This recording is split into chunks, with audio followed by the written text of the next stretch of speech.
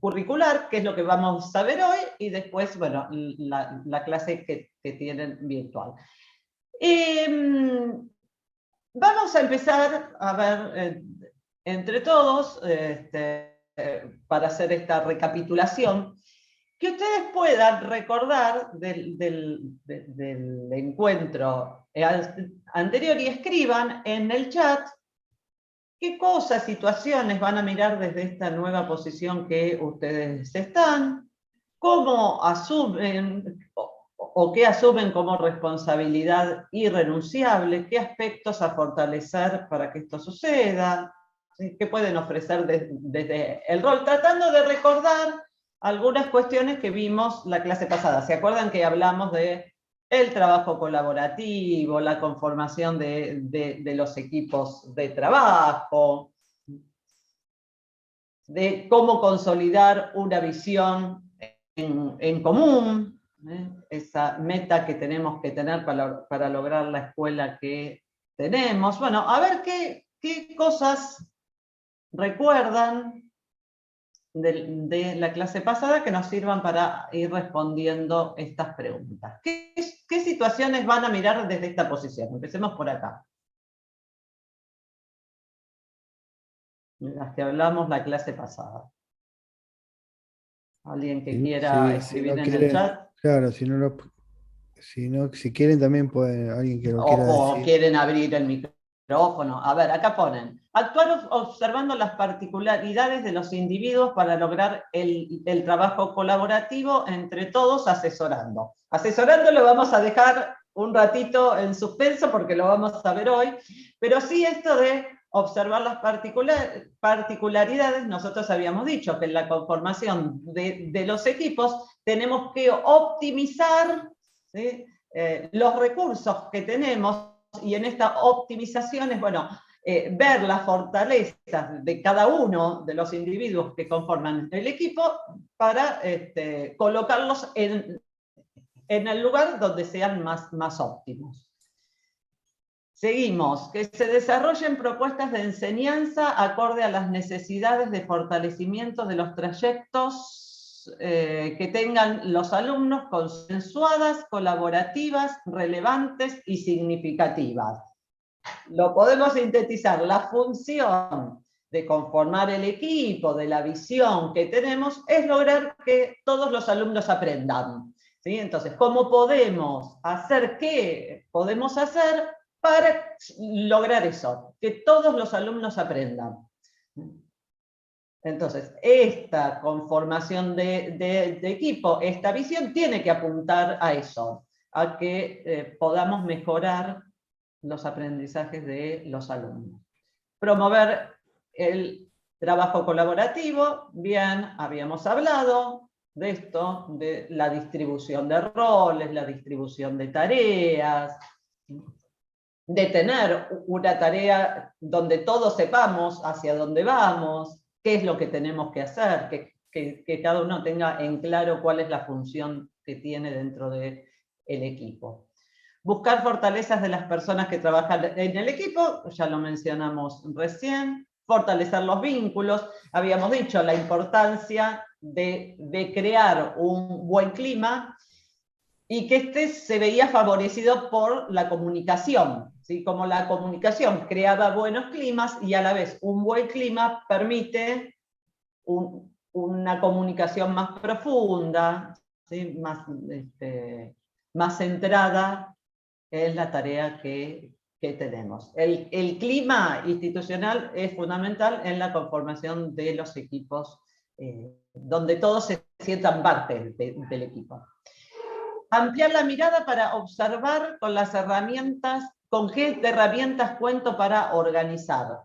Perfecto, para conformar un equipo, para saber hacia dónde vamos, tenemos que tener en claro en qué institución estamos, cuáles son los recursos que tenemos, materiales, recursos humanos, quiénes son los niños o los jóvenes que asisten a nuestras escuelas, cómo son las familias, en qué contexto estamos, ese diagnóstico que hacemos previo para poder armar después esa visión y pensar ver aquellas dificultades que surgen para pensar, bueno, en cómo podemos ir mejorando nuestra tarea. Organizar toda la parte administrativa. Habíamos hablado la vez pasada que teníamos una carga importante administrativa. Organizarla, no solamente para cumplir, sino en la organización también me queda tiempo para otros aspectos, vinculados con lo pedagógico, con lo social comunitario. ¿Sí? Hoy vamos a hablar algo también de esta organización, que me permita, ¿sí?, no ser invadido por lo administrativo, sino, decíamos, dedicarle tiempo también a otras cosas, pero también habíamos conversado algo que era que a veces lo administrativo tenía que ver también con lo pedagógico y hacía también a la función pedagógica. Definir distintas propuestas de trabajo, ¿sí?, tener una organización de actividades hacia una meta, ¿sí?, que es hacia donde queremos ir en esta mejora de la escuela. Contener, actualizarse, el contener también lo dejamos un ratito en suspenso. Actualizarse, sí, la escuela tiene que ser una comunidad de aprendizaje, donde el saber circule todo el tiempo, ¿sí?, donde todos aprendemos de todos. El equipo de conducción no es el poseedor absoluto del saber, sino que el saber circula entre todos. Favorecer el trabajo colaborativo, tener escucha atenta, generar confianza y lazos para que se pueda construir la visión compartida. También algo de esto hoy vamos a conversar. Fundamental esto de la visión compartida, ¿sí? Tenemos que tener una visión, tenemos que tener una meta, y esta tiene que ser conocida por todos. Todos tenemos que saber hacia dónde vamos. Objetivos y organización de las actividades. Vamos a hablar algo de esto hoy, de las agendas de trabajo. Antes de todo, básicamente, hacer un diagnóstico, un FODA de la institución. Es lo que decíamos antes, es imprescindible saber, conocer en qué institución estoy y con qué cuento. Y cuáles son las dificultades que tengo que ir mejorando para que todos aprendan. Lo administrativo, el trabajo colaborativo, colaborar con la visión y misión institucional, lo fuimos conversando, generar oportunidades para asesorar a los docentes, lo vamos a ver hoy esto, estimular los liderazgos para generar mejores prácticas de enseñanza y mejores aprendizajes. Esto de estimular los liderazgos en el equipo de trabajo, el liderazgo es distribuido. Si bien el equipo de conducción es la cabeza, son los que marcan hacia dónde vamos, este liderazgo donde cada uno tiene una función, cumple con una tarea, si sabe cuál es la parte que le toca, hace que este liderazgo esté distribuido, ¿sí?, donde confiamos en que cada uno va a hacer la parte que les corresponde. Las fortalezas y debilidades de los distintos actores para trabajar sobre las debilidades. Sí, bueno, esto recién lo conversábamos también. Optimizar las comunicaciones dentro del equipo de conducción y entre el equipo de conducción hacia el equipo docente. La comunicación es fundamental, ver qué canales de comunicación tenemos, ¿sí?, para que la información llegue a todos. Reforzar con las fortalezas de cada individuo y trabajar en equipo las debilidades. ¿Sí? Cada uno tiene que estar en el lugar que le corresponde según sus fortalezas, y el trabajo en equipo, justamente lo valioso es que lo que uno solo quizás no podría hacer o le costaría mucho más, entre todos, donde cada uno cumple una función, es más fácil llegar a eso que queremos modificar. Asegurar un clima institucional óptimo para desarrollar los objetivos. Voy a ir un poco más rápido porque veo que hay 45 mensajes, sino conformar equipos de trabajo optimizando recursos, la Sí, hay un integración montón. la integración de todos Los los que docentes en vienen, la participación. Bueno, me parece que ahora ya más o menos se hay van un... repitiendo Claro. algunas cosas, los vamos a ir leyendo, pero bárbaro porque pudieron recuperar un montón de cosas en esto de la gestión institucional.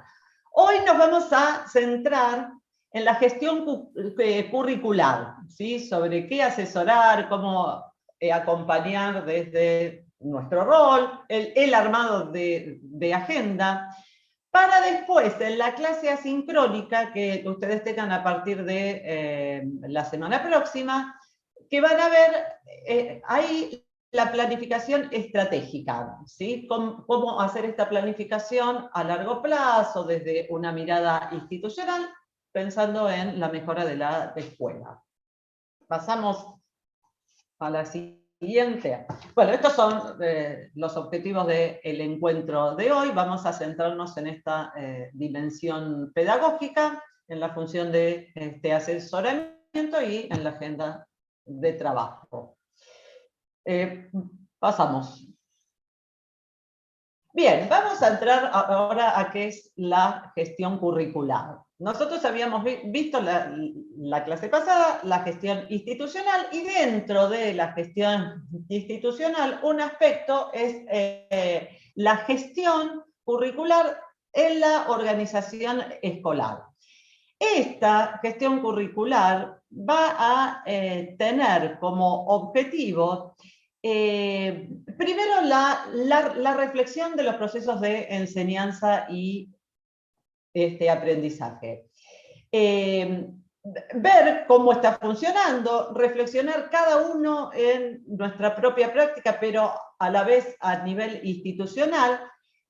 En esta reflexión, poder ver cuáles son aquellas cuestiones que tenemos que mejorar para que los aprendizajes de los alumnos mejoren. Orientar a los docentes y a las docentes ante las diferentes problemáticas, dificultades que se le presenten en estos procesos. Orientarlos y acompañarlos en las planificaciones, en el diseño de secuencias, en la selección de recursos, bueno, en todo lo que tiene que ver con este proceso pedagógico. Generar y sostener un buen clima, generar los recursos, tener todo lo necesario para que la función pedagógica se pueda dar, y gestionar también tiempos y espacios para que esto se pueda dar. Y el asesoramiento y acompañamiento de los docentes en su tarea pedagógica. Pasamos a la otra. En la gestión curricular, en los ámbitos de producción de este currículum, nosotros vamos a tener diferentes niveles. El primer nivel es el nivel político, es lo más macro, ¿sí? Aquello que se piensa desde las políticas públicas relacionado a educación. ¿Cuáles son aquellos saberes que como Estado se determina que la población tiene que saber? Estos se determinan, o los determinan, el Consejo Federal de Educación.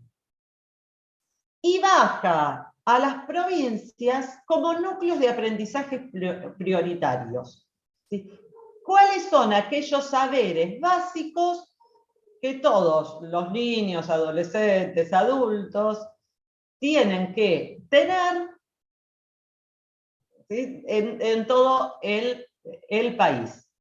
Estos núcleos de aprendizaje prioritarios, que son comunes a todo el país, cada provincia los baja a través de los diseños curriculares, donde también se incluye aquello que cada provincia tiene como particularidad. Este es el primer nivel, sería. El segundo es el institucional. los diseños curriculares llegan a las escuelas los toman en su tarea, pero le van a sumar también aquellos que tienen como particularidad en su institución, según su historia, según la población con la que cuentan, las características de los alumnos, de los docentes, del contexto en el que están. Van surgiendo diferentes dificultades y diferentes temáticas que son propias de la institución, que las van a sumar y las van a entrecruzar con esto que baja desde las políticas públicas, a través de los diseños curriculares. Y acá se arman estos proyectos institucionales para dar cuenta de estas necesidades particulares que tenemos.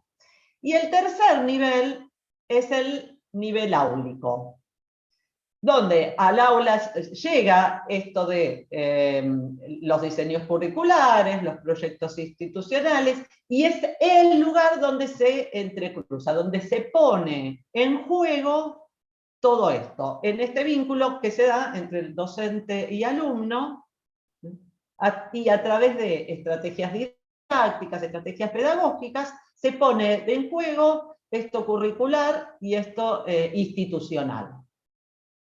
Ahora, ¿cómo se puede dar esto en las escuelas? Y hay dos o tres maneras de pensarlo.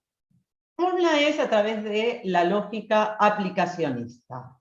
¿Sí? Esta lógica aplicacionista es, bueno, yo recibo aquello que me dan en el diseño curricular, y tal cual como baja, yo lo establezco en la escuela, todo lo que viene, ¿sí?, a través de documentos de lo público, ¿sí?, cómo yo lo voy aplicando en la escuela, sin hacer demasiadas modificaciones. Es como que voy copiando lo que me dicen que haga, lo voy repitiendo. La lógica de disolución es lo contrario. Yo me quedo más con lo que veo en lo institucional, voy haciendo modificaciones.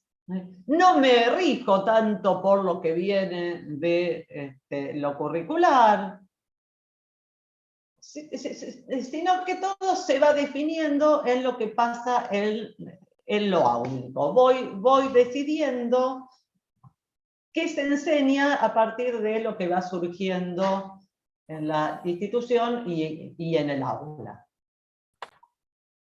Bueno, esto nos da dos miradas, ¿no? Una es este currículum real, esto que baja, esto oficial, ¿sí? Pero después tenemos este currículum que es el dado, ¿sí?, el que realmente se da, que no está a veces tan escrito, tan estructurado, pero es el que realmente sucede. Ahora, ¿qué es lo que tendríamos que hacer realmente? Tomar esto que me viene desde las políticas públicas, desde lo macro, tomar aquello que surge en el aula, en la institución, y hacer una conjunción, ¿sí?, donde no se pierda ninguno de los dos, que puedan recibir aquello que está establecido como saberes necesarios para la población, pero también no perder de vista aquellas necesidades que van surgiendo en la institución. Y con esta conjunción poder armar este proceso de aprendizaje y esta intención de enseñanza que tenemos en la escuela. En esto es donde se conforma la función pedagógica, ¿sí?, en esta tarea que que yo voy a hacer. Entonces, parte de la función del equipo de conducción es acompañar este trabajo pedagógico de los docentes en relación a la planificación, en relación a favorecer prácticas reflexivas, donde pongamos en juego qué es lo que está pasando en las aulas, las dificultades que se nos presentan, y hacer aquellas modificaciones que creamos convenientes. Ahora, para poder hacer todo esto, como institución, necesitamos tener un marco teórico en común. En esto que nosotros decíamos de visión compartida, tenemos que armar una mirada compartida, un marco teórico compartido, que cuando digamos aprendizaje todos estemos pensando en más o menos lo mismo, cuando digamos de enseñanza estemos pensando más o menos lo mismo, cuando digamos de evaluar estemos pensando más o menos lo mismo, porque si no, en este proceso reflexivo vamos a hablar mucho, pero cada uno con ideas diferentes. No significa que tenemos que pensar en todo lo mismo. Digo, tenemos que tener este marco teórico para hablar todos desde el mismo lado. Aunque debatamos, aunque discutamos y pensemos diferentes, pero teniendo un marco teórico en común, que es lo que nos permite armar esta visión compartida. En un ratito vamos a ver las agendas que podemos armar, pero tenemos que generar espacios para ver lo pedagógico, porque es lo fundamental en nuestras escuelas, es nuestra función. Y acá nos vamos a encontrar con esta tensión de cómo muchas veces lo urgente desplaza a lo importante. Estamos en esta tensión, ¿sí? de cuánto me ocupo de todo lo que se me presenta como urgente sin perder de vista lo importante. Y acá también nos vamos a encontrar con esta tensión entre qué es lo deseable, esa visión que nosotros tenemos, y qué es lo posible. Bueno, tenemos que ir generando dentro de eso posible para llegar a eso deseable. Bueno. Creo que ahora viene lo de... Sí. Como continuando con lo que decía Silvia, desde el rol que nos toca ocupar a nivel institucional, tanto en el equipo de conducción como en otros niveles o modalidades, otros roles que tienen que ver con la organización escolar específica, pero que tiene funciones pedagógicas también.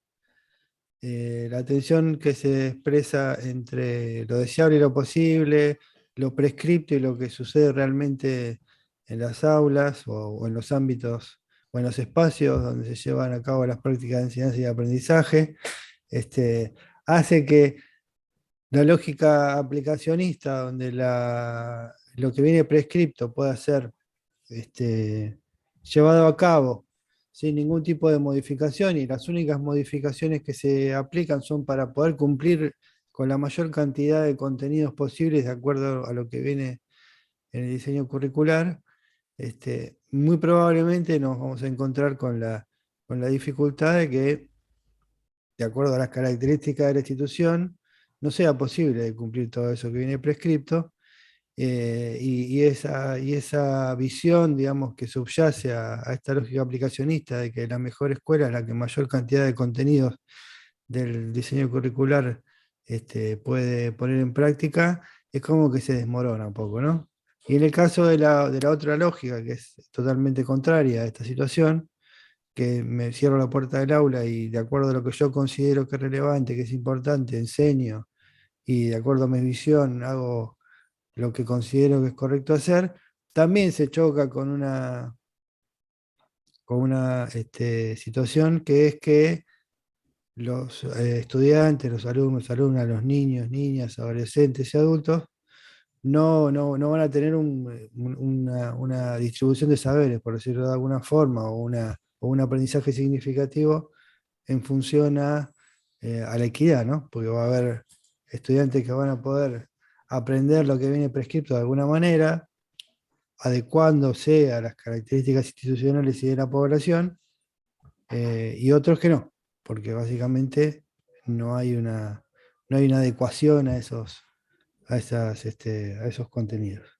En esta dificultad de poder, y esta tensión entre lo deseable y lo posible, lo prescripto y y lo que sucede realmente a nivel institucional, hay una función que es muy importante, una función entre muchas otras, entre la de formar equipos de trabajo o participar en equipos de trabajo, que haya una buena comunicación y todo lo que ustedes fueron poniendo en el chat.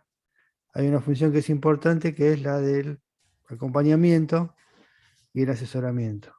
Siempre teniendo en cuenta que cuando acá dice maestro o maestra secretaria, también hay otros actores institucionales que pueden llevar a cabo esa función. Y muchas veces ese asesoramiento y acompañamiento se puede dar,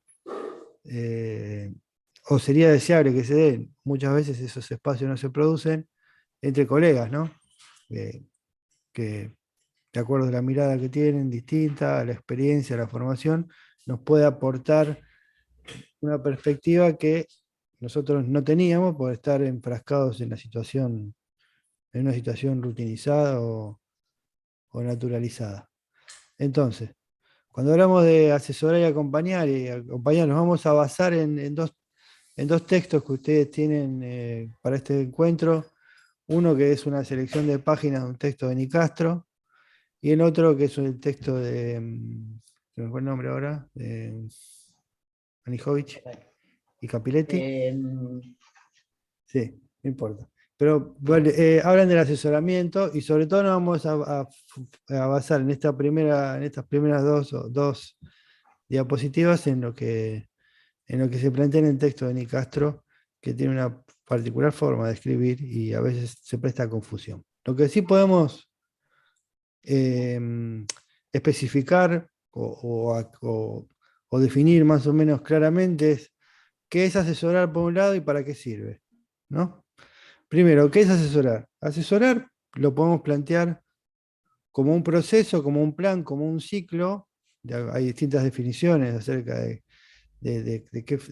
qué forma uno podría plantear el asesoramiento, pero lo que es claro es que el asesoramiento no es alguien que le da cátedra a otro, al asesorado o a la asesorada, acerca de cómo tiene que hacer las cosas.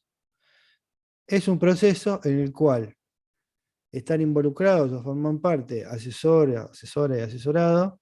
Es una relación que se establece y se plantea como una intervención en una situación que se produce de manera cotidiana, inclusive puede estar como naturalizada a nivel institucional, y uno va a intervenir sobre algo que ya tiene su propia lógica de interacción, su propia lógica de funcionamiento, por decirlo de otra manera.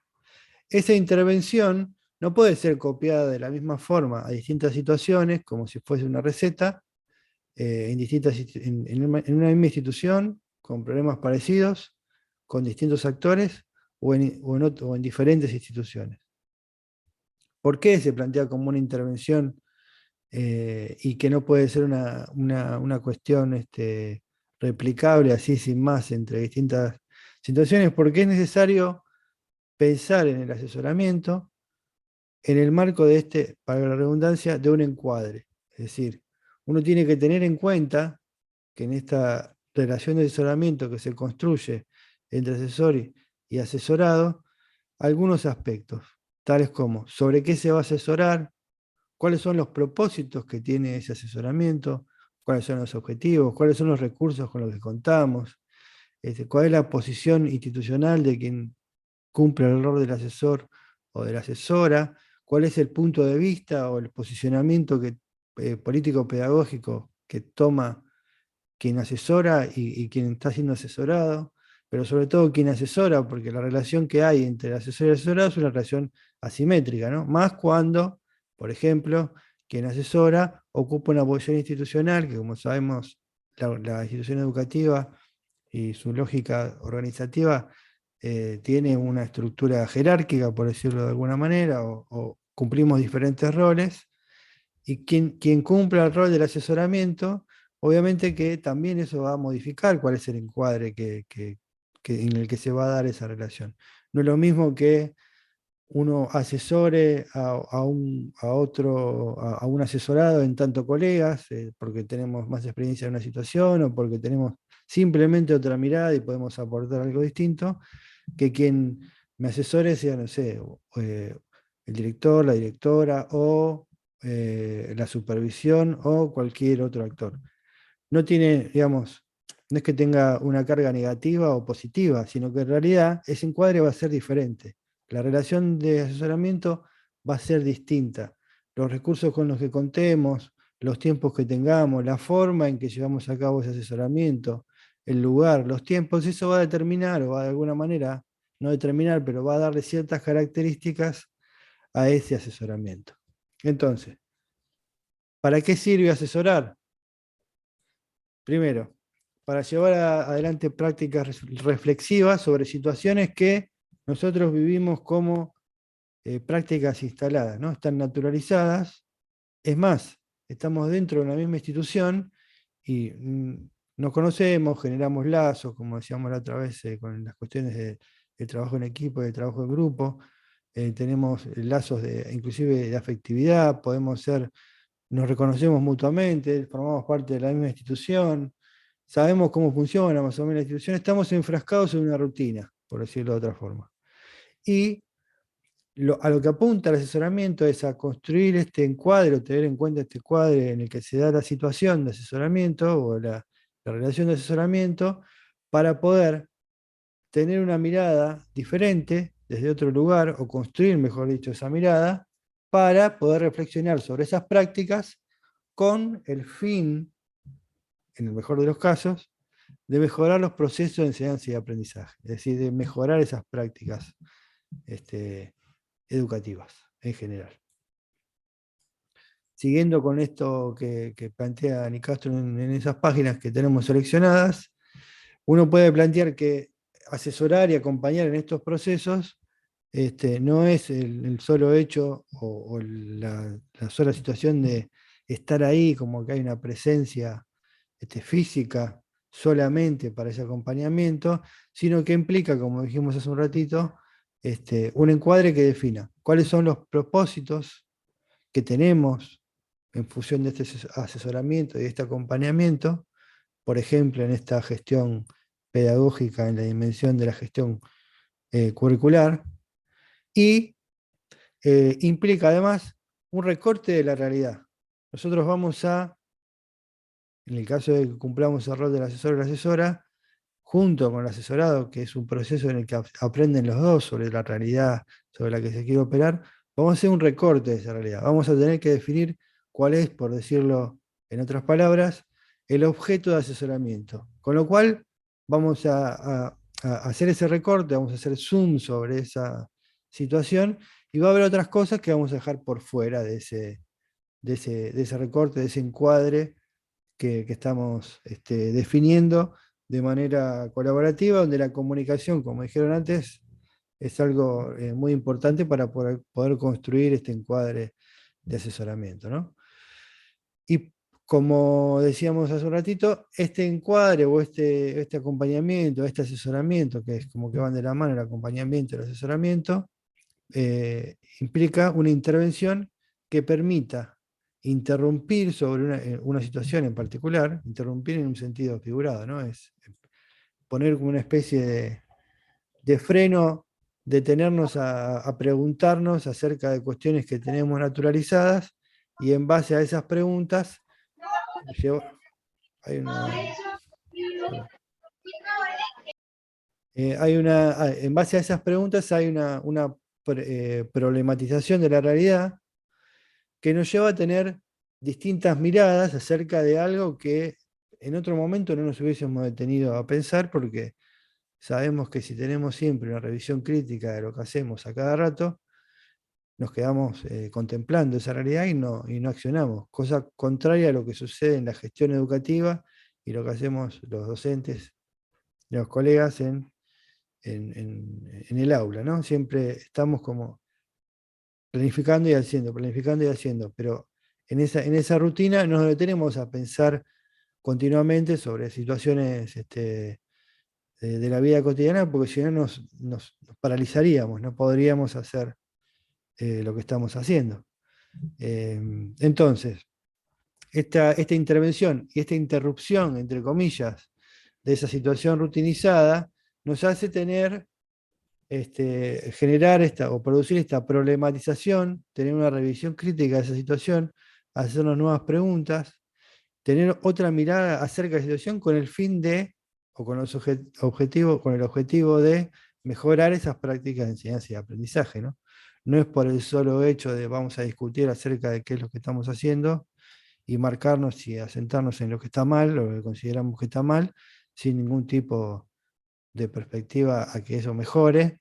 Eso no sería un asesoramiento tampoco y no sería un acompañamiento, sino con el fin de establecer un doble o hacer un doble movimiento, es decir, mirar a esa situación sobre la cual nosotros queremos asesorar o somos asesorados, desde dentro de la situación, por un lado, pues estamos dentro de esa situación, formamos parte de la misma institución, cumplimos distintos roles, pero formamos parte de la comunidad educativa, por decirlo de forma más general, pero a su vez, al estar desde dentro, ponerse enfrente o desde el frente a esa situación para poder analizarla, para poder problematizarla y en base a ese análisis, a esa problematización,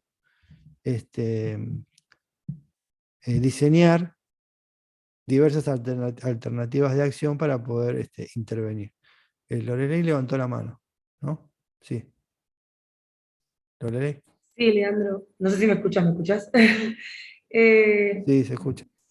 tengo como una confusión en la cabeza, porque estamos hablando de que son dos conceptos distintos, el acompañar y el asesorar, y yo lo entiendo a nivel personal cuando estoy acá en la escuela con mis pares.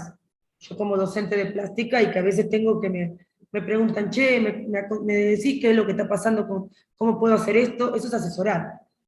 Y el acompañar sería el estar, bueno, a ver, ¿qué vas a hacer? Bueno, ¿te parece que hagamos esto? ¿Sería algo así? ¿Una mezcla de las dos cosas? Asesorar, sí. Esto una interpretación que hago yo de esos dos conceptos, ¿eh? Más allá de lo que diga Ni Castro. Si uno lo piensa como el asesoramiento, perdón, va a ladrar el perro, pero esperen.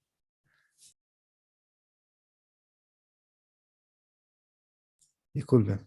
El asesoramiento, si es el asesoramiento es un proceso en el que están involucrados asesor y asesorado en una relación que se establece entre ellos. Si el asesoramiento es solamente te doy un consejo o te doy una sugerencia acerca de cómo vamos a llevar a cabo una acción, primero que no termina siendo efectivo porque no hay un acompañamiento en ese proceso. No sabemos, no nos pusimos de acuerdo en qué estrategias podemos usar, hacer, cómo lo vamos a llevar a cabo. No aprendemos los dos, tanto asesor y asesorado, porque uno puede asesorar sobre una situación porque tiene conocimiento, porque tiene experiencia, no más experiencia quizás, pero tiene otra mirada porque tiene otro tipo de experiencia y formación o trayectoria o por el solo hecho de ocupar otro lugar a nivel institucional, uno tiene diversas miradas que quizás nos aportan algo que nosotros no vimos porque estamos dentro de enfrascados en esa situación. Si el asesoramiento es solamente una sugerencia, o bueno, vamos a hacer esto, o probar con hacer tal cosa, muy difícilmente eso se vea plasmado en una intervención que haga modificar, digamos, modificar en el sentido de mejorar o al menos intentar mejorar esa situación. Por lo tanto, para que haya un asesoramiento que tenga que plantee por lo menos diversas o algunas estrategias de intervención a nivel institucional y que eso impacte de alguna forma en algún cambio en términos de mejora de, de las prácticas educativas, en este caso de la dimensión pedagógica o de situaciones de enseñanza y aprendizaje, es necesario un acompañamiento, ¿no? No es asesorar y desligarme, pues si yo asesoro, te digo qué es lo que hay que hacer, digo, bueno, ahora arreglate, ahí no. Es más darle una receta de cómo solucionar cosas sin plantear que tenemos que tener cierto encuadre institucional de los actores que intervienen, los recursos que tenemos, con el fin de poder modificar una situación o mejorar una situación de enseñanza y Claro. aprendizaje. Entonces, Leandro, desde la conducción tiene que haber un vínculo entre el asesoramiento y el acompañamiento, y no solamente decirte, hace tal cosa, sino, a ver, fijémonos, ¿qué es lo que vamos a hacer? ¿Te parece que podés hacer esto? Pero fíjate, cualquier cosa, consultá. Eso sería un acompañamiento y asesoramiento. Claro, en esos términos o en otros, pero sí, es básicamente eso, es estar involucrados en el proceso. Quien asesora desde este punto de vista entabla una relación con el asesorado. No es que te digo lo que hay que hacer y me desligo, es, bueno, vamos a problematizar o tener una visión distinta de una situación X, no importa cuál. En base a esa construcción de esa visión, de esa problematización, vamos a intervenir sobre esa situación. Esa intervención plantea o nos pone frente a la necesidad de generar o planificar algunos objetivos. ¿Qué queremos hacer de acá a tanto tiempo sobre esta cuestión?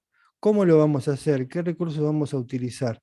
Y no este asesor te digo lo que hay que hacer ahora y dentro de 3 meses venís y me decís si lo solucionaste, sino que haya un proceso en el que ese intercambio, esa conversación, ese diálogo que se produce entre asesor y asesorado, también nos permita ir incorporando nueva información sobre esa situación, lo cual va a hacer cambiar inclusive el encuadre en el cual se produce ese asesoramiento, porque son informaciones nuevas, aprendizajes nuevos que vamos teniendo sobre determinadas situaciones, ¿no? Es un acompañamiento y un asesoramiento que van como de la mano. No sirve de nada acompañar, vamos a decirlo en esos términos más coloquiales. No sirve de nada, bueno, vamos a ver qué hacemos. Yo te acompaño, por un lado. Es como, bueno, está bien, es un apoyo. Pero si no hay antes de eso un encuadre en el cual yo, asesor asesorado, problematizamos sobre una situación con el fin de mejorarla, no hay una revisión crítica, es como nos seguimos enfrascados en la misma naturalidad que tenemos a nivel institucional de todos los días. O sea, ni una cosa ni la otra, hay que hacer las dos cosas a la vez o al mismo tiempo. Gracias, Leandro. Levantó la mano Nora, Liliana. Sí, hola. Generalmente pasa, ¿no? Que en ese asesoramiento como que va disociado del problema, ¿no? Porque a veces como que te dan un consejo o te asesoran y a vos no te sirve, pero no te sirve porque es como que se ve esa lejanía, digamos, entre el problema y la solución que te dan. Yo creo que está bueno esto que vos decís porque hay que ver con qué recursos contás, ¿no? También, porque depende cómo es cada docente, depende la situación, el contexto en el que tiene la dificultad o el problema. Entonces, bueno, a veces es como que se da un consejo y, y en realidad es un consejo que no es efectivo, ¿no? Luego en la práctica. Así que, Perdón que me meta, pero me parece que asesorar justamente no es dar consejos. por eso, claro, a veces Yo queda... no le doy consejos a nadie, ni le digo al otro lo que tiene que hacer. Es una práctica reflexiva donde juntos pensamos cómo vos podés mejorar desde tus posibilidades, desde tus recursos. Claro, Y el acompañamiento tampoco es, bueno, si vos necesitas venir y preguntarme, lo vemos juntos. No, yo voy a ver, che, cómo vas, cómo te está yendo, vamos viéndolo juntos, ¿no? Me parece que por eso es un proceso, ¿no? Donde lo vamos haciendo juntos. Pero no es darle recetas al otro de lo que tiene que hacer. Claro, en general suele pasar esto, ¿no? De Claro, en ese primer escalón, digamos, y no profundizar en lo que realmente debería ser, ¿no? Gracias. Sí, además, para agregar, y ahora continuamos, con lo que decía Silvio, bueno, lo que decían las compañeras también, si es solamente dar una receta o dar un consejo acerca de lo que hay que hacer, o es acompañar y vemos qué hacemos, no me involucro en los resultados de ese asesoramiento. Bueno, está bien, bueno, yo te dije lo que tenías que hacer, después si lo hiciste o no lo hiciste, vemos. La culpa es tuya si no lo realizaste. Ahora, si yo me involucro en esa relación de asesor-asesorado, o asesora y asesorada, y problematizamos juntos, planteamos alternativas juntos, vemos cómo lo podemos llegar a implementar de acuerdo a los recursos, a cómo lo planificamos, a los tiempos que tenemos, etcétera, y hacemos un proceso de asesoramiento y de acompañamiento al mismo tiempo. Los resultados que obtengamos o si pudimos cumplir o no, en mayor o menor medida con los objetivos que nos propusimos, estamos involucrados los dos. Y eso, como dije hace un ratito, también es un aprendizaje no solamente de cada uno de los actores que participan, asesores y asesorados, sino es un aprendizaje institucional.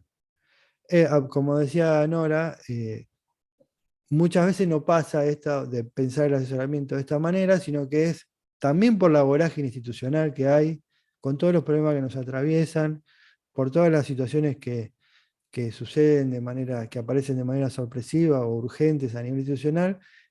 No es fácil construir esta cuestión del asesoramiento y el acompañamiento a lo largo del tiempo, pero lo ideal sería, o lo interesante sería poder tener algún espacio en el que en alguna situación particular donde se requiere un asesoramiento sobre una situación X, esto se plantee como un acompañamiento, con el fin de mejorar las prácticas de enseñanza y aprendizaje. Es algo que no se da, como siempre decimos, a nivel institucional, de manera natural, no es que esté configurado previamente, sino que implica un trabajo, en este caso, desde la gestión educativa. La tercera pregunta que nos podríamos hacer, aparte de para qué, y qué es asesorar, y para qué sirve, es cómo asesorar. O sea, qué cuestiones podríamos tener en cuenta al momento de plantear un asesoramiento, así como algo general, ¿no? Uno podría profundizar un poco más, pero bueno, para asesorar, evidentemente no vamos a conocer todo lo que está sucediendo en esa situación sobre la cual queremos problematizar, por lo tanto tenemos que preguntar, ¿no? Esto lo podemos ver como un ciclo, como si fuese un círculo en el que una se va conectando con la otra. Se pregunta para conocer o para tener la información sobre la cual no contamos porque no podemos saber todo de lo que está sucediendo, por medio de esas respuestas construir al menos, hacer un diagnóstico de esa situación o tener al menos algún tipo de información que nos dé los elementos para poder iniciar esa problematización. Se observa, es decir, vamos a hablar brevemente sobre la observación ahora un ratito, pero la observación como una práctica formativa, es decir, que no sea vista, o al menos tratar de que no sea vista como una situación de control. Me vienen a observar para ver qué es lo que estoy haciendo mal, y en base a lo que estoy haciendo mal me van a decir qué es lo que tengo que hacer. Y en realidad la observación, u observar distintas situaciones de la dimensión de las prácticas de enseñanza y aprendizaje, debería ser pensada como una técnica para obtener información con el fin de, en base a esa información y el análisis de esa información, tomar decisiones o planificar acciones que nos permitan mejorar algún aspecto que a nosotros nos interese mejorar en esto que luego va a ser transformado en una situación de asesoramiento. Es decir, vamos a observar con una función, con una intención formativa y no de control. Cosa que también es a veces dificultoso de pensar a nivel institucional porque muchas veces es como que uno se siente como observado en el mal sentido, es decir, me vienen a decir que hago mal, no me van a dar ningún tipo de retroalimentación, van a venir y me van a decir, estuviste muy bien y te van a palmear la espalda. Eso no es una retroalimentación, porque en realidad lo que yo busco o quiero en una situación de observación es que en base al observado, luego del análisis de esa información, que me va a asesorar, en este caso, pueda hacer una retroalimentación con algún protocolo, con alguna estrategia, con alguna herramienta para comunicarnos, en los que, además de observar sobre esa situación particular, no se centre en lo negativo, sino se construya a partir de lo positivo, etcétera, etcétera, etcétera. Entonces, asesoramos y acompañamos para mejorar prácticas de enseñanza, con la consecuencia en las mejoras en los aprendizajes. Esto implica una problematización acerca de situaciones que están naturalizadas o rutinizadas. No es un yo te digo cómo tenés que hacer las cosas, sino que es una relación que se construye y en base a esa relación, con un encuadre en particular de acuerdo a esa situación, nos permite tener otra mirada acerca de situaciones rutinizadas en base a la cual vamos a construir diversas alternativas de acción, ¿no? Y eso implica un acompañamiento en el cual tanto asesor como asesorado están involucrados en los resultados de esa relación de asesoramiento, con el fin de mejorar esas situaciones de enseñanza y aprendizaje. La observación es una herramienta importante, preguntar obviamente es importante sobre cosas que quizás no llegamos a comprender del todo, o no llegamos a tener conocimiento del todo, y observar es una buena estrategia, una buena técnica para tener información mucho más focalizada de esa situación en particular. Y luego la retroalimentación es una técnica o una herramienta importante para poder hacer ese ida y vuelta, que no sea una mera devolución de lo que hiciste y te digo cómo lo tenés que modificar, sino también es un ida y vuelta que nos permite hacer esa construcción del objeto sobre el cual queremos asesorar. ¿Qué preguntar? Uno podría, bueno, preguntamos preguntas que apuntan a obtener información que no se tiene, preguntas que apuntan principalmente a indagar las concepciones que subyacen a la, por ejemplo, elección de los objetivos, los contenidos, las estrategias, las secuenciaciones, etc. Preguntas que apuntan a abrir interrogantes y reflexiones en el docente, o sea, preguntas que plantean dudas. Ya no son estas preguntas como para obtener información, sino para indagando en el por qué o en el para qué, eso puede plantear algunas dudas que hacen que uno piense o reflexione sobre la práctica, y preguntas para plantear cuestiones que no se les había ocurrido antes al destinatario, ¿no? El valor de la pregunta es relevante porque nos permite pensar juntos con el asesorado sobre esa situación. Cuando pensamos o hablamos de la observación, que no vamos a desarrollar el tema de la observación ahora todo entero porque es muy largo y ustedes ya también conocen aspectos conceptuales de la observación, pero que aparecen en el texto, en los textos que tenemos para este encuentro, podríamos pensar algunas características o algunos interrogantes acerca de cómo observar o cómo organizar esa observación. No vamos a observar todo, por lo tanto tenemos que focalizarnos en qué vamos a observar, a quiénes vamos a observar y para qué vamos a observar.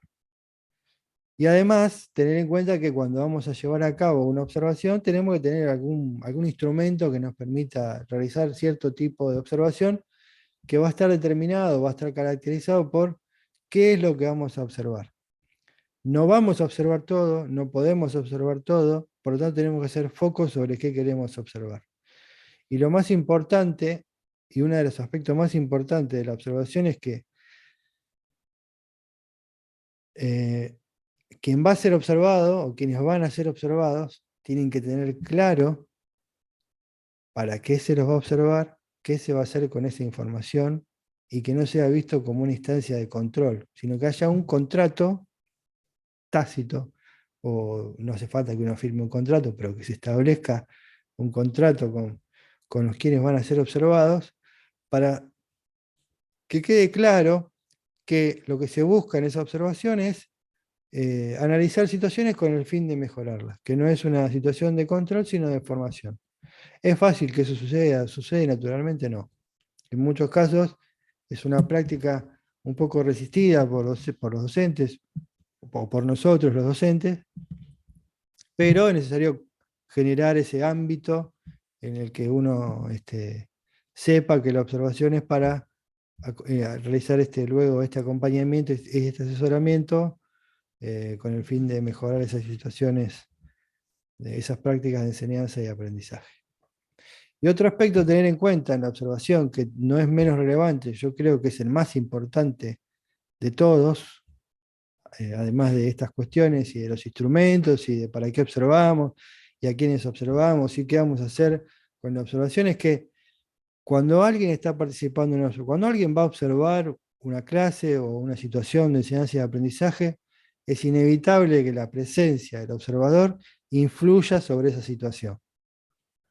Uno no va, el resultado de la observación no es lo que pasaría si uno no estuviese presente ahí. Por más que nos conozcamos desde hace 25 años, que no importa, que en los patios, en el patio o en los pasillos nos crucemos con los niños y niñas y nos saludemos y sepan que hay una excelente relación, el rol que ocupa cada uno a nivel institucional hace que esa observación no sea el producto de una interacción en un grupo con un docente o con una docente que se da de manera cotidiana y en el que yo no formo parte. O sea que mi presencia como observador va a modificar esa situación y eso hay que tenerlo en cuenta. Ahora, ¿cómo eso se va como bajando la intensidad, el nivel de intensidad de la modificación de la situación, cuando la observación es entendida como una práctica a mediano plazo?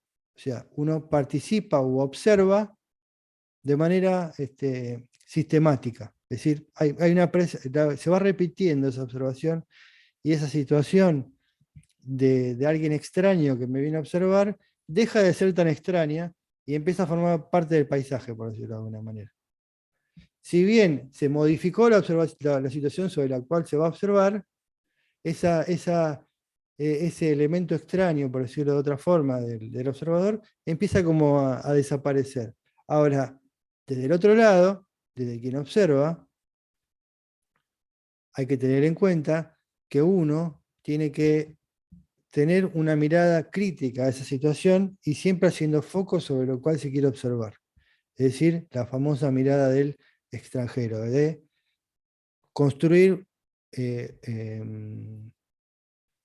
otra mirada acerca de una situación que está naturalizada. Cosa que también es un ejercicio y hay que ponerlo en práctica y hay que construir ese rol del observador y observadora. Los tiempos que tenemos, la estructura organizativa de la escuela, las cosas urgentes atentan contra estas cuestiones, pero siempre algunas cosas se pueden tomar y se pueden planificar y se pueden hacer. Cuando pensamos en la retroalimentación, hacemos la observación, bueno, necesitamos generar un espacio de intercambio acerca de lo que se observó, con la información que obtuvimos de esa observación, y ese espacio de intercambio tiene que ser sistemático también, ¿no? No es lo mismo que dijimos antes, no es te digo lo que observé, te digo lo que tenés que cambiar o lo que no me gustó, y te dejo la devolución así, no, hice un intercambio acerca de esas situaciones que se fueron observando a lo largo del tiempo, con el fin de mejorar eso, es una intención formativa, ¿no? Y en la retroalimentación, que puede ser pensada como una dimensión del asesoramiento, también aprendemos, asesor, asesorado, quienes participan de esa retroalimentación. Y es importante tener en cuenta que el diálogo no es una conversación no es una conversación, no es una charla de café, no es te doy un consejo, sino que tiene que ser organizado. Este intercambio, esta retroalimentación tiene un fin, tiene un objetivo, tenemos una serie de objetivos que queremos cumplir, queremos intervenir sobre esta situación, y es un intercambio que tiene objetivos más o menos establecidos entre asesor y asesorado, es para brindar orientaciones, no es para decir qué es lo que hay que hacer efectivamente, sino para orientar la acción, y además se focaliza en estos determinados aspectos que pensamos al momento de la observación. Ahora, como decíamos hace un ratito, la estructura organizacional de la escuela, los problemas que nos pueden aparecer como urgentes a nivel institucional y que interrumpen nuestras tareas, muchas veces atentan contra nuestras posibilidades de observar, asesorar, reformular planes, construir criterios comunes por área, elaborar un instrumento para la observación, revisar las planificaciones. Eso hace que la gestión en muchos casos sea como algo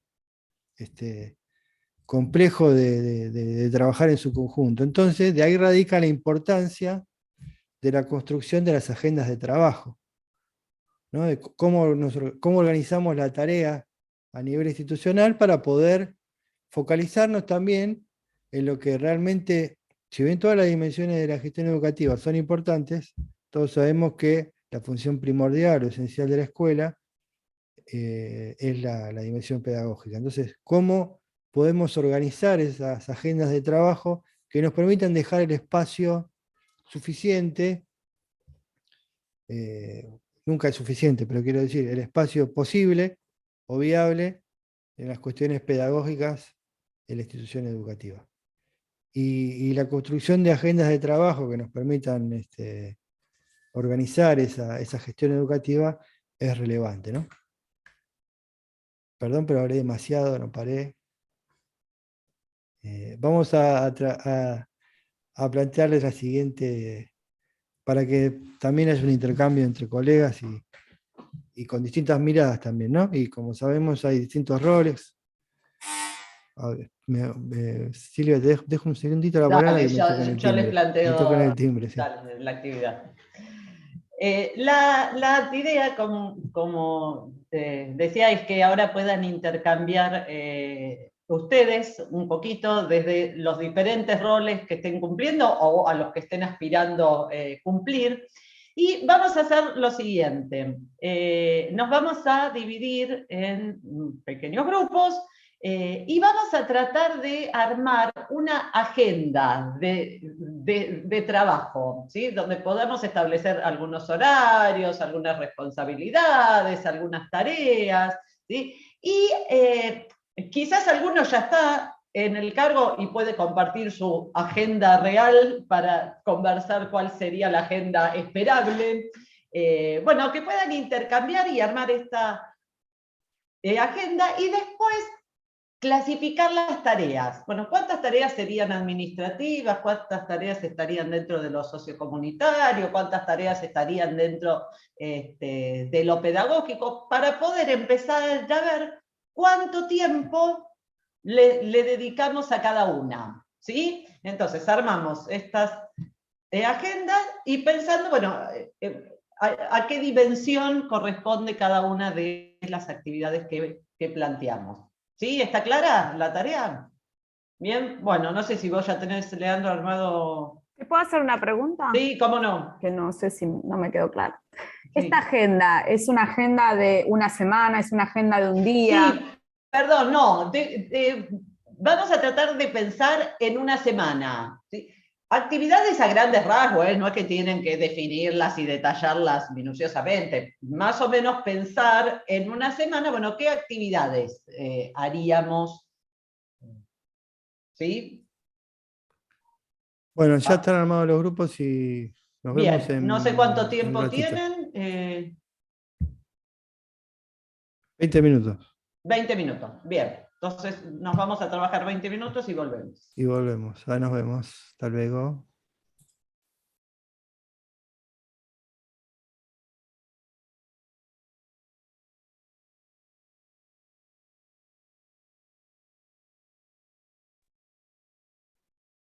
Hola, ¿cómo les va?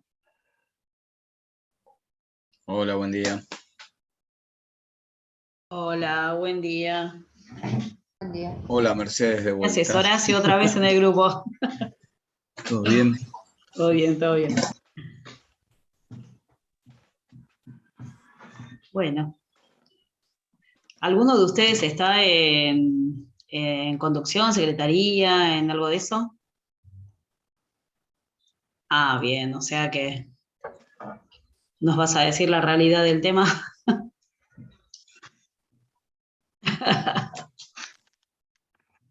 Eduardo, ¿qué tal? Silvana, yo estoy en el cargo de supervisor. Estamos aprendiendo ambos. Va, yo por lo menos hasta el primer año.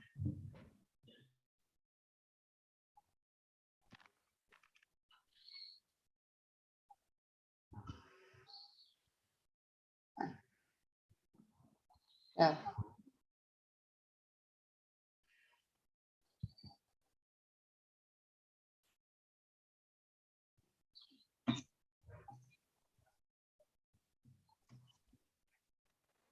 Claro.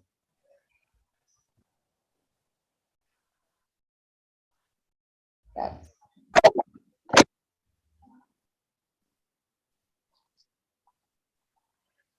Bueno, pasa en muchos lugares.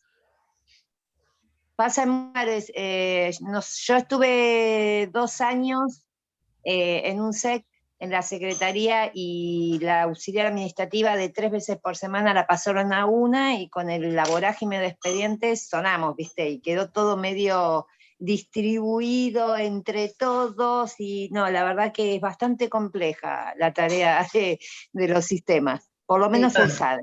Son Y todos de además primaria acá. Son todos de primaria.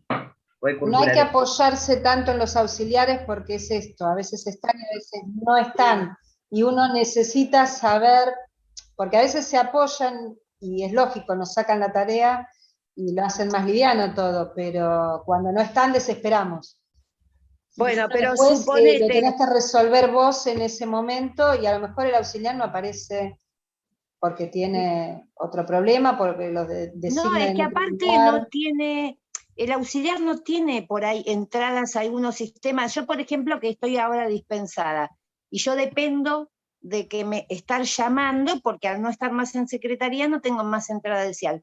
Hay que estar permanentemente fijándose a ver si continúan o no, y bueno, nosotros en educación física estamos teniendo mucho movimiento, está subiendo mucha gente a suplencias sin preparación, que es lo que me pasó a mí. Las supervisoras están que vuelan, y yo el otro día tuve que llamar 4 veces para que alguien metiera el dedo y se fijara en el CIAL si mis despensas seguían o no. Y la secretaria nueva me contestó: estamos muy ocupados con los profesores nuevos que entraron, te paso con la administrativa. La administrativa no tiene entrada al CIAL, no es personal de conducción. Entonces a veces me parece como que algunas personas se apoyan demasiado en el administrativo, y ojo que es un arma de doble filo. Sí, sí, sí.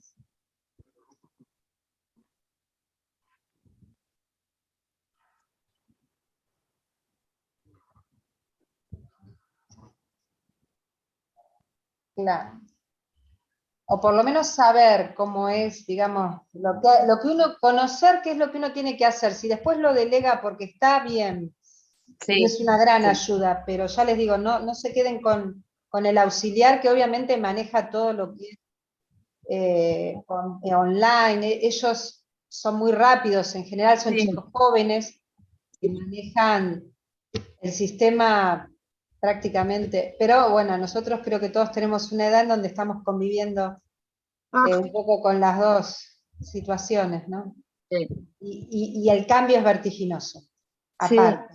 No te da tiempo. A ver, que ayer pasó una cosa, mañana pasa otra, te cambian. Esto es muy, muy vertiginoso todo. Y hay Bueno, que a raíz de que todos los supervisores de educación física están que vuelan, porque están Todos. subiendo claro, es gente que sale del patio, no tenemos la más mínima noción de nada, no estamos capacitados, entonces por ahí te mandan a un distrito que te enseñen un día, la parte de SADE, y después la supervisora te dice al mes que ya tenés que agarrar todos los sistemas. Pará, vengo de planificar y del patio, y vos querés que yo me sepa de memoria hacer un expediente con qué tipo de trata es, y si se entrecruza el expediente, me estás cargando. Es un abismo. Nada que ver a lo que venimos haciendo, en mi caso, 30 años. Y los supervisores tienen la urgencia de ya. Todo ya. No podemos. Y se lo dije a Nora Percosi de Junta. Un día estaban las supervisoras quejándose en un acto público de traslado. Entonces me acerqué y le dije: escúchame, ¿por qué no le dan la posibilidad a la gente de determinado puntaje y que le interesa la función del equipo de conducción de capacitarse antes de llegar al cargo? Porque estamos subiendo a las suplencias sin conocimiento, y todos los directores se quejan, todos exigen, nos maltratan, y no es nuestra culpa. De hecho, yo ya había hecho 2 veces el curso de ascenso, y nada que ver con lo que estamos viendo ahora. Nada que ver. No te explicaban cómo se hacía un registro, no te explicaban SADE, no te explicaban CIAL, te hablaban de la globalización industrial. Entonces ahora veo como que están más coherentes los cursos de ascenso. Igual Sí,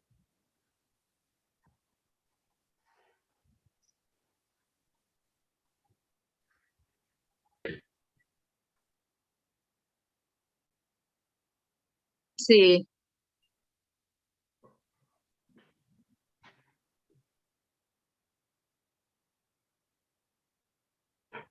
sí.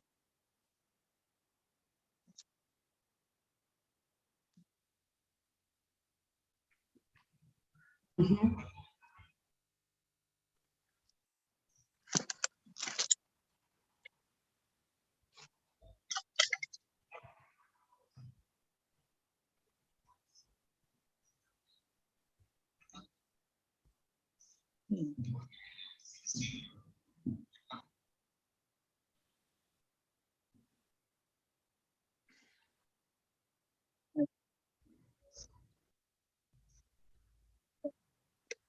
Disculpame, Eduardo, ¿qué institución? O sea, ¿qué es escuela de música? ¿Qué- Escuela de música, perfecto. Ah, no tienen vice ustedes.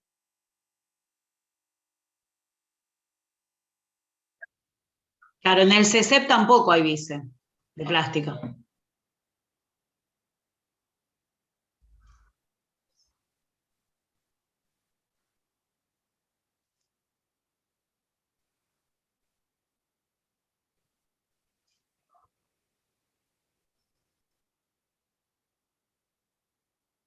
Ah,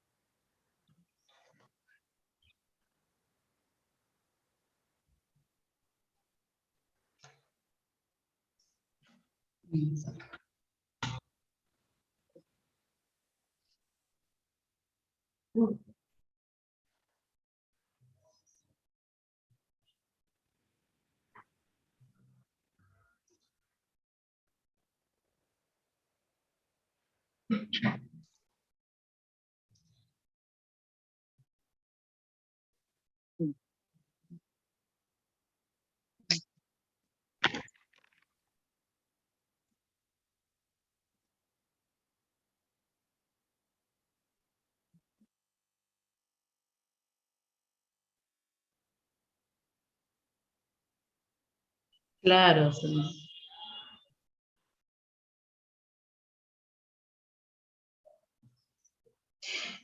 Claro, tendría que haber sido una semana que nos diga cuándo, a principio de año, a mitad de año, digo, porque no, las prioridades cambian, como vos decís, lo administrativo, te entran un montón de suplentes, se cesan, digo, bueno, ¿qué es semana?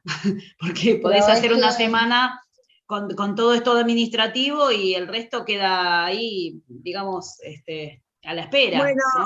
nosotros en la escuela que yo dejé, que todavía quedé en el grupo, la directora todas las semanas nos socializa su agenda. Ah, mira. Ponete, de 8 a 9, que es el horario de entrada, reunión con los papás de fulanito. De 9 a 11, reunión de primer ciclo. Dirección cerrada porque viene auditoría. Ella sí, todas las semanas comparte la agenda con todos los docentes.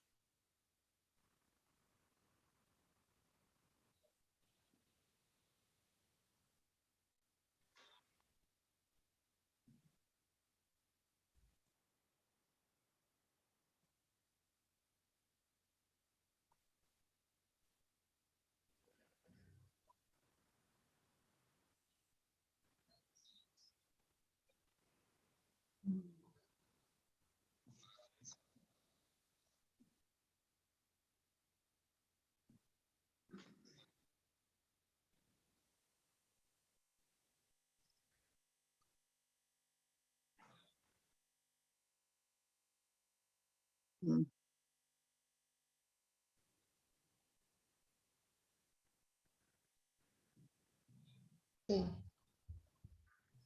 Sí, y acuerdos también, viste que es como que cuando empieza el año uno tiene que acordar determinadas cosas, cómo es la modalidad de trabajo quizá de cada uno para que el otro también lo sepa, porque esto también forma parte de la comunicación y nos alivia mucho el trabajo. O sea, establecer acuerdos es importante. Pero también es cierto que en la escuela de música tenemos como muy habilitadas las cosas que no pasan en la primaria, por lo menos con los curriculares. Nos pasa, a mí en la escuela de música es constante el intercambio. Digamos, nos encontramos en la secretaría, nos encontramos en el recreo, y estamos todo el tiempo hablando y reformulando, y capaz que es una charla de recreo. Y bueno, y de las de etapa 3 de lenguaje que tiene, bueno, chicos, ¿por qué nos ponemos de acuerdo con esto y el cuadernillo que hacemos? Digamos, como que se da una etapa, una cuestión así de intercambio como más constante entre los docentes, y la conducción que es mucho más fluido que en la primaria, que yo como profesora de música en primaria, de la conducción realmente lo que tengo de la experiencia que tengo de la secretaría es administrativa, ¿no?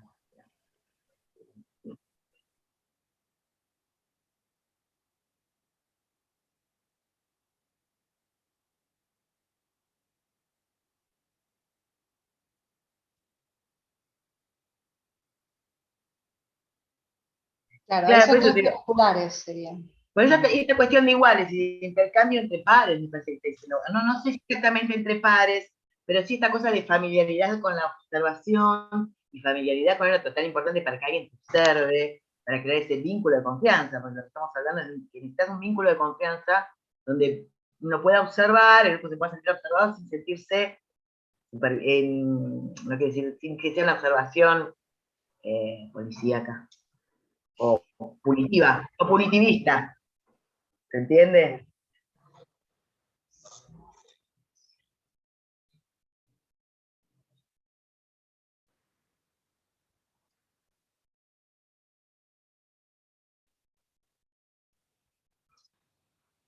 Ya, y más allá de la agenda, como que lo pedagógico para mí está bastante presente en general, como que está en el ambiente, digamos.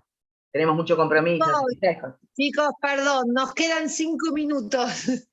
No sé cómo, pero me parece que el tema a mí me preocupa, yo pensando en la aspirante secretaria, digamos, y hablando de los acompañamientos, yo me parece que lo administrativo se come absolutamente el 90% de la actividad. No sé cuál es la experiencia.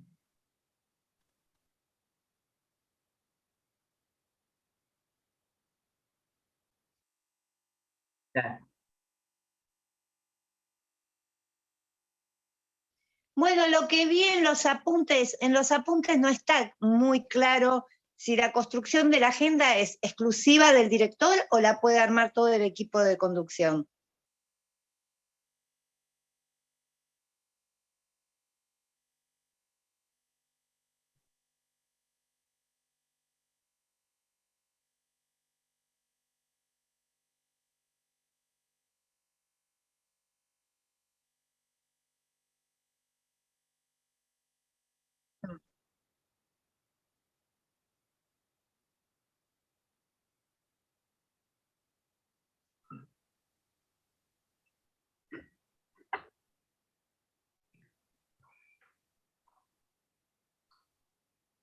Bueno, pongámonos a escribir que no llegamos.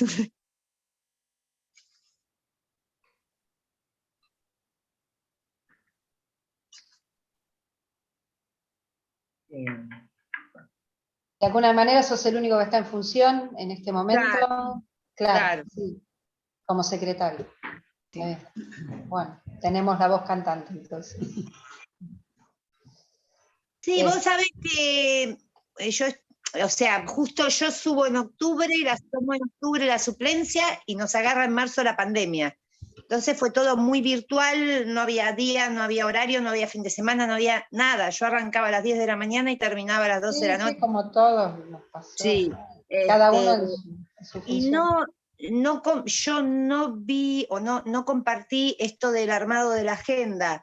O sea, la directora tenía todo en la cabeza porque es muy capaz y ella distribuía las tareas, pero no estaba escrita una agenda. Eso no lo vi.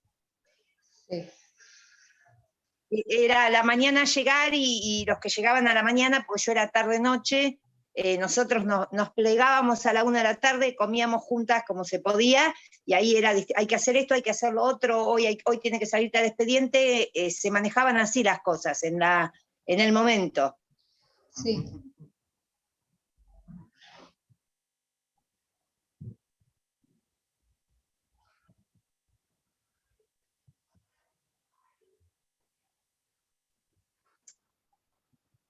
Claro, lo que pasa es que nosotros teníamos, en el sector se manejan 6 piletas, la que está ahí y 5 satélites.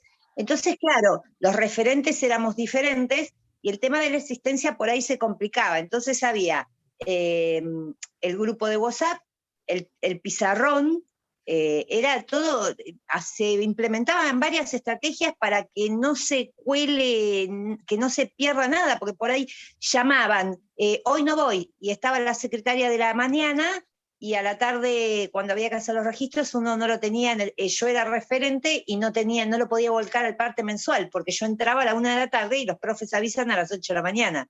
Entonces, bueno, se implementaba un libro de un cuadernito de asistencia para anotar, la pizarra, como para por sí, porque era un manicomio, era una vorágine, una velocidad de trabajo increíble, y entre la mañana y la tarde se perdían esas cosas.